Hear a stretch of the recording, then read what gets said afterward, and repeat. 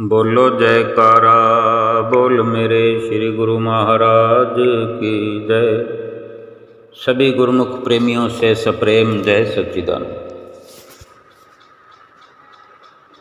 एक सुंदर मनोहर लीला श्री परमहंस अवतार श्री 108 श्री पंचम पातशाही महाराज जी की है। एक बार श्री 108 श्री दाता दीनदयाल जी श्री परमहंस अवतार पंचम पातशाही जी महाराज जी ने भरतपुर की ओर कृपा फरमाई। वहाँ भक्तों ने विनती की कि स्वामी जी, यहाँ समीप नज़दीक में ही पक्षियों का पार्क है, पक्षी अभयारण्य पार्क है, वहाँ पक्षियों का विशेष प्रकार का रख रखाव होता है। आप वहाँ नज़दीक ही है, नज़दीक कृपा फरमाए। श्री गुरु महाराज जी ने विनती स्वीकार कर वहाँ कृपा फरमाई। अब देखो, गुरुमुख प्रेमी विनती करते हैं, समझते हैं कि हम श्री गुरु महाराज जी को ले जाना चाहते हैं, विनती कर रहे हैं, विनती करनी है। ऐसा भी हो सकता है कि श्री गुरु महाराज जी स्वयं विनती करवा रहे हों, उन्हीं के मुख से कहलवा रहे हों। श्री गुरु महाराज जी स्वयं उनके भीतर प्रेरणा दे करके ये व्यवस्था कर रहे हों। ये स्वयं परमहंसों की ये लीलाएं हैं जो समय समय पर वे रचाते रहते हैं और गुरुमुख प्रेमी रसपान करते रहते हैं। किन्हीं को ये अवसर देखने का मिलता है,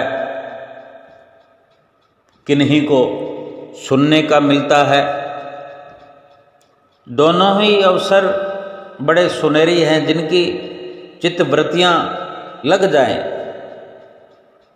अब ये पंचम पातशाही गुरु महाराज जी की लीला का अगर हम बखान कर रहे हैं, सुन रहे हैं या कह रहे हैं, सुनाना हो या सुनना हो, दोनों ही सूरतों में जिसकी सुरती, जिसका तस्वर पंचम पातशाही गुरु महाराज जी के नूर में लग जाए, उनके दीदार में जिसकी सुरती लग जाए,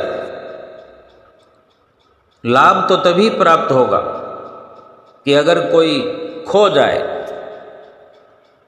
चाहे लीला भरतपुर की हो या आनंदपुर की हो, जहाँ की मर्जी ये वार्ता हो, लीला हो, सत्संग हो, और जो भी लीला होती है उसमें सत्संग तो अवश्य ही होता है। तो श्री गुरु महाराज जी वहाँ कृपा फरमाई। वहाँ का दृश्य जो था बड़ा मनोहारी था। चारों तरफ हरे हरे वृक्ष लहलहा रहे थे। अब अगर पार्क है कोई, तो पार्क में तो हरियाली ही होती है। उन हरे हरे वृक्षों के बीचों बीच पानी का झरना, और बाकी सभी तरफ हरियाली ही हरियाली थी। और वहीं पर तरह तरह के रंग बिरंगे पक्षी।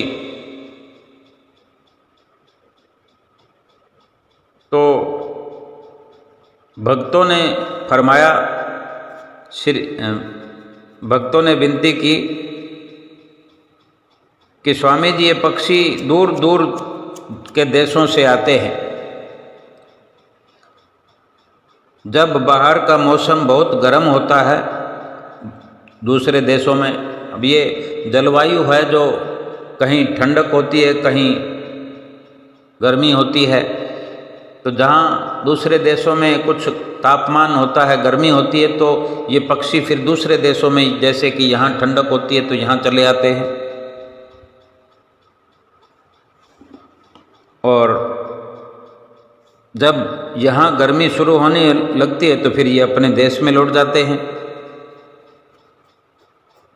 तो ऐसा भगत लोग जो विनती कर रहे थे, तो श्री गुरु महाराज जी ने चारों ओर अपनी दृष्टि डाली और वहीं कुर्सी पर विराजमान हो गए और वचन फरमाए कि देखो ये पक्षी यहाँ कितने आनंद से विचर रहे हैं, आनंद मगन यहाँ पर चहक रहे हैं, खुश दिखाई रहे हैं, चहक रहे हैं, फुदक रहे हैं, और इनकी सुरक्षा का पूरा प्रबंध है। इनमें किसी भी तरह का कोई डर नहीं, पर फिर भी इसमें जो ये पक्षी हैं, इनको ये ज्ञान है, एक भीतर ही भीतर एक डर है, या एक निश्चित तौर पर एक ख्याल इनका बना हुआ है कि ये कुछ समय के ही मेहमान हैं। वो ऐसा स्वयं महसूस करते हैं कि हम इसलिए आए हैं कि वहाँ पर हमारे रहने के लिए अभी मौसम ठीक नहीं है, तब तक ही यहाँ वो रहेंगे, और जब यहाँ गर्मी होगी, यहाँ का मौसम परिवर्तन होगा, वहाँ का भी परिवर्तन होगा, वहाँ ठंडक हो जाएगी और यहाँ गर्मी हो जाएगी, तो फिर वो यहाँ से चले जाएंगे। यानी ये सोचते हैं कि हम यहाँ मेहमान हैं, कुछ समय के लिए मेहमान हैं, मौसम बदलते ही हमें अपने घर लौट जाना है। और फिर भी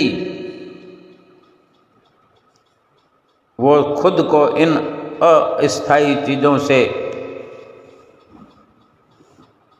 अगर जोड़ लेते हैं और ख्याल नहीं करते, सभी पक्षियों के जाने पर भी कुछ पक्षी अगर ख्याल नहीं करेंगे और हमेशा अपनी मस्ती में रहेंगे, और उनके चले जाने पर कुछ पक्षी जो लापरवाही से यहीं रह जाएंगे, आलस्य करेंगे, और मौसम बदलने के कारण, गर्मी के कारण, जो कि ये गर्मी नहीं झेल पाएंगे, तो फिर ये उसी गर्मी में बीमार हो सकते हैं, झुलस सकते हैं, यानी अपना नुकसान कर सकते हैं। ऐसे ही अगर इंसान समझ ले कि मैं यहाँ इस दुनिया में, इस संसार में जन्म लेकर आया हूँ, एक मेहमान बनकर आया हूँ, अपने आप को मेहमान समझे, और मेहमान ही तो है, लेकिन मेहमान ख्याल करके भी, अपने आप को मेहमान समझ कर भी, यानी ये जानकर भी कि इस दुनिया से जाना है, ये अपना असली ठिकाना नहीं है, हमेशा का ये कोई रहने का घर नहीं है, यहाँ से जाना ही जाना है। और ये सोचकर भी अगर वो खुद को यहाँ की संसार की संपत्तियों से, संपदाओं से, जैसे कि मकान, दुकान और यहाँ की जो ऐश इशरत है, घर परिवार, रिश्ते नाते, अपने आप को ऐसा जोड़ ले कि यहाँ से जाने का ख्याल ही उसके दिल से निकल जाए और रात और दिन इन्हीं में गलतान हो जाए, और यही समझे कि मुझे तो यहीं हमेशा के लिए रहना है, और अपने असली लक्ष्य को भुला दे। अगर मेहमान है, इंसान तो मेहमान बनकर आने का भी कुछ मकसद होता है भी, क्यों किसी के घर हम मेहमान बनकर, यूं ही तो कोई किसी के घर नहीं चला जाता, किसी कार्यवश जाना होता है।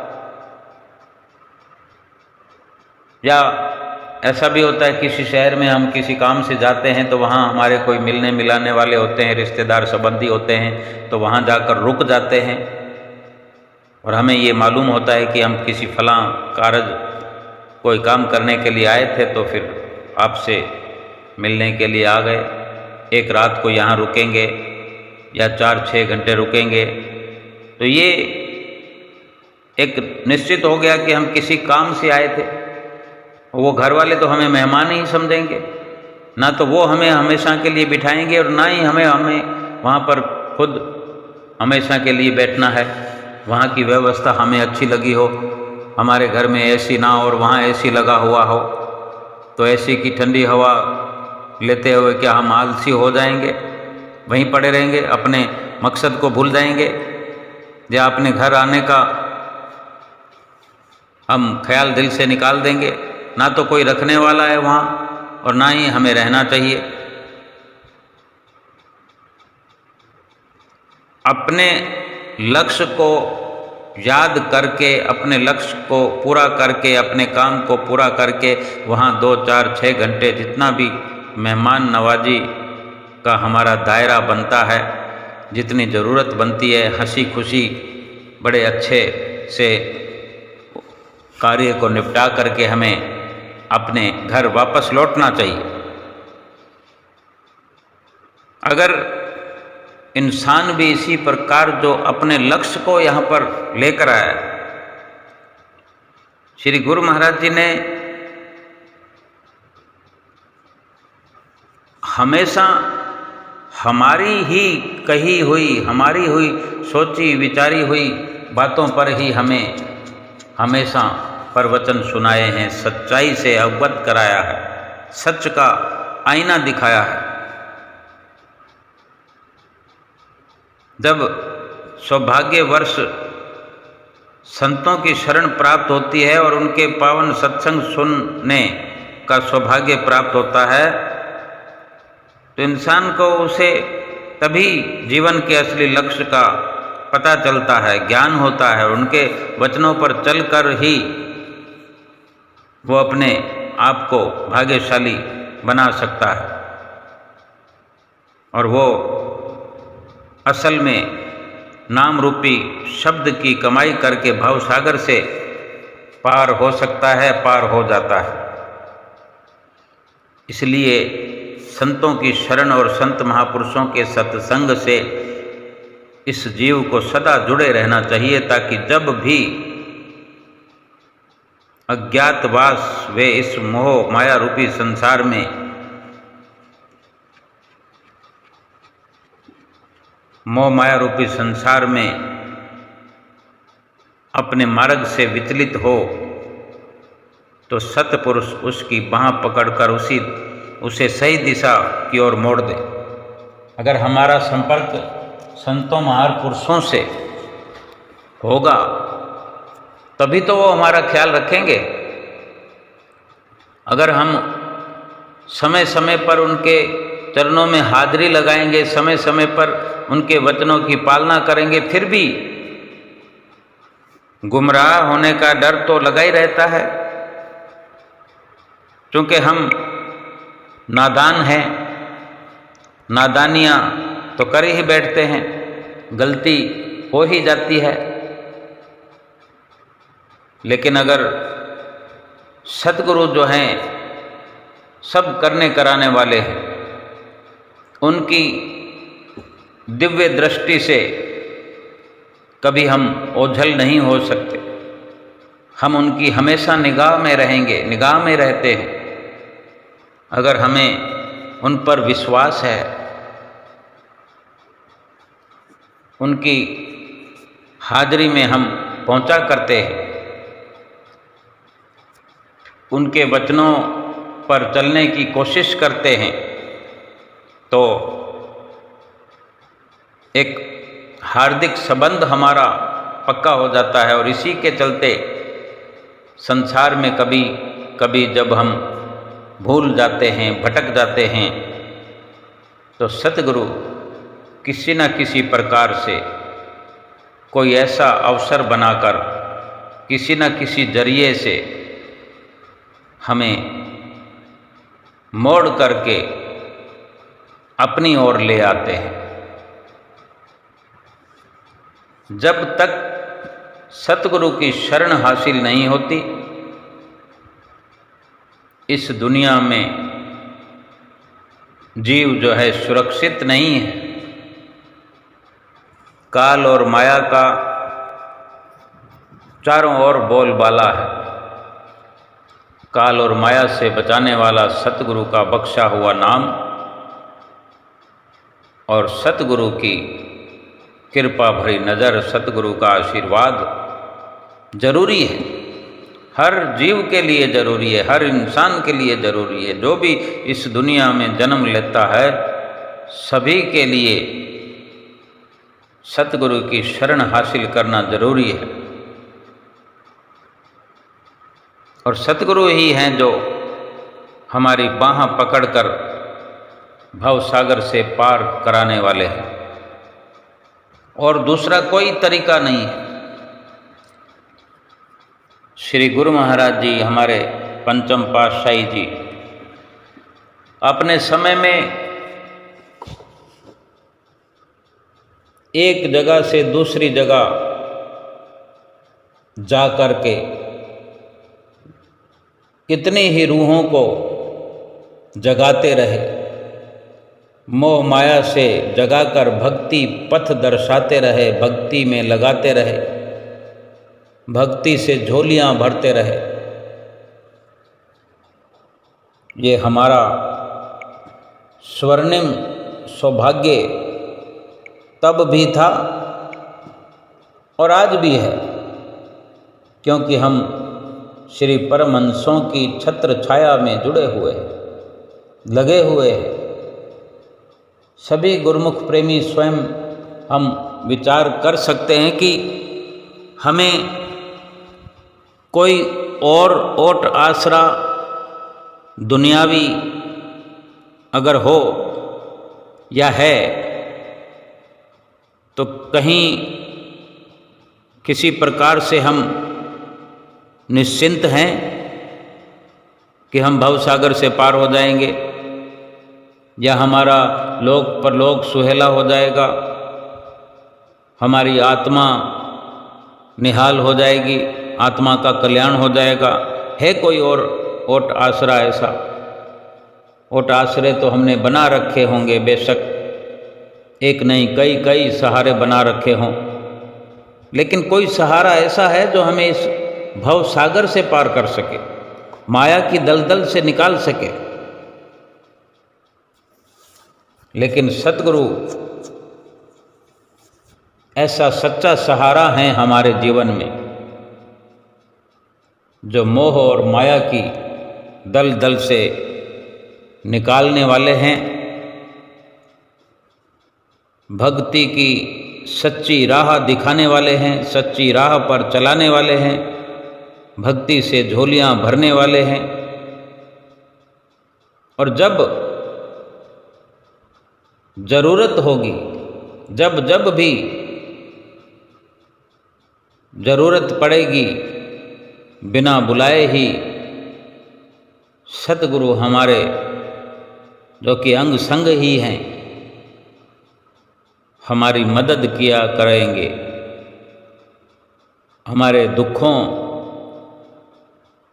की घड़ी में हमारे साथ रहा करेंगे, कभी हमें भटकने नहीं देंगे।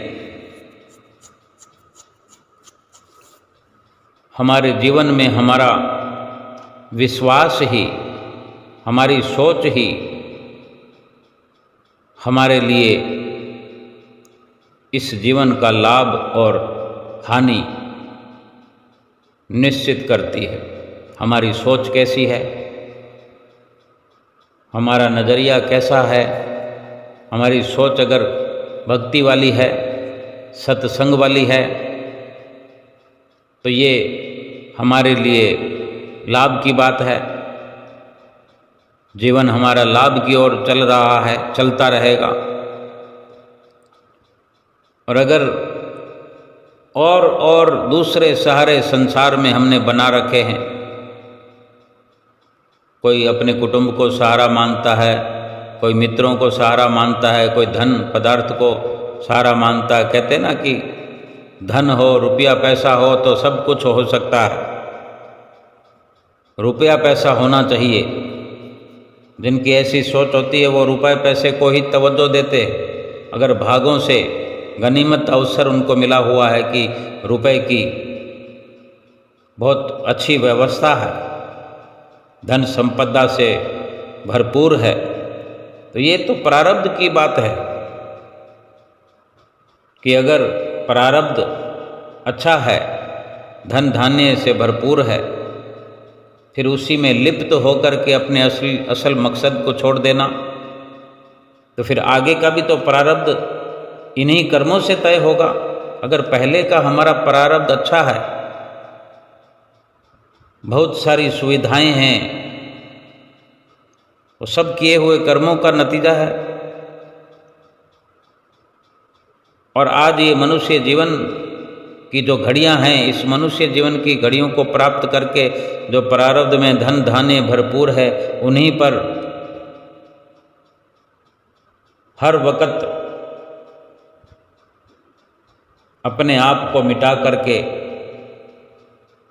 उन्हीं पदार्थों में सुरती फंसा करके अपने असली मकसद को अगर हम भुला दे रहे हैं, भूलते चले जा रहे हैं। हमने देखा होगा कि बड़े बड़े लोग जिनके पास किसी प्रकार की कोई कमी नहीं, इशारा करने मात्र से सभी व्यवस्थाएं हाजिर हो जाती है, लेकिन किसी आपदा में, मुसीबत की घड़ी में रुपया पैसा मदद बन करके मदद करने में सहायक होगा, ये जरूरी नहीं है। बहुत बार देखा है, बहुत अवसरों पर देखा है, बड़े बड़े लोग जब डॉक्टरों के आगे हाथ जोड़ते हैं और डॉक्टर स्वयं हाथ जोड़े खड़े होते हैं कि भगवान ही कर सकता है, हमने जो करना था वो कर दिया, इससे बढ़कर हमारे हाथ में कुछ नहीं, भगवान से प्रार्थना करो। यानी हाथ खड़े कर दिए, चाहे कितना ही धन क्यों ना हो, कभी ना कभी निहत्थे खड़े हुए नजर आते हैं। ऐसा लगता है कि उनसे बढ़कर भिखारी कोई नहीं है दुनिया में। लेकिन जो सतगुरु को अपना संगी साथी बनाते हैं, असली सहारा समझते हैं, सतगुरु के चरणों में अपनी बागडोर सौंपते हैं, सतगुरु पर ही यकीन करते हैं, सतगुरु उन्हें कभी निराश नहीं करते। जो बस केवल अपने सतगुरु को ही अपना सब कुछ समझते हैं और पूरा यकीन से अपने सतगुरु की इष्ट भक्ति करते हैं,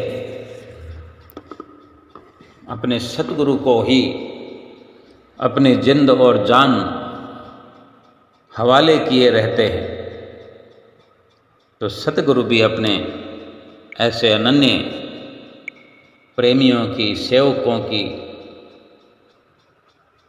हर वक्त संभाल करते हैं, हर समय ख्याल करते हैं उनका। उनको इस लोक में भी हर प्रकार की सुखी बनाने की पूरी कोशिश में लगे रहते हैं और परलोक भी अपने गुरमुख प्रेमियों का सुहेला करते हैं। सतगुरु को अपना संगी साथी बनाने वालों को कभी निराश नहीं होना पड़ता। बेशक मृत्यु भी आ जाए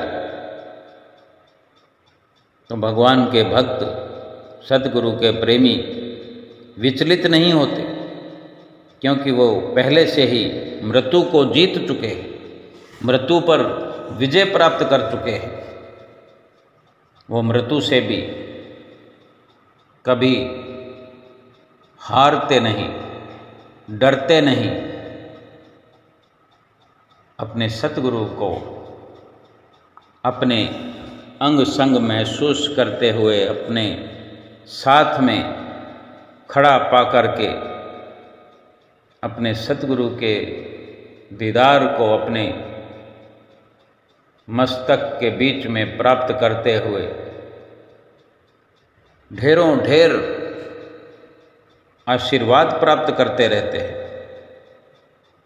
चाहे इस लोक में रहने का अवसर मिला हुआ है, जितने लम्हों का, जितनी घड़ियों का, जितने दिनों का, जितने वर्षों का पूरा समय आनंद में व्यतीत करते हैं,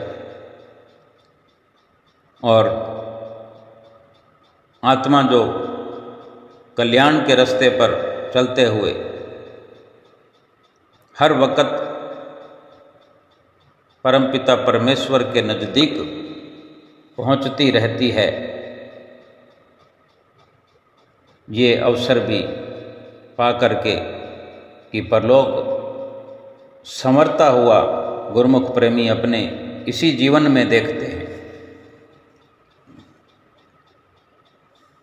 ये सब संभव होता है सतगुरु की शरण हासिल करने से, सतगुरु पे विश्वास करने से, सतगुरु की आज्ञा की पालना करने से और सतगुरु की प्रसन्नता को प्राप्त करने से। बोलो जयकारा बोल मेरे श्री गुरु महाराज की जय।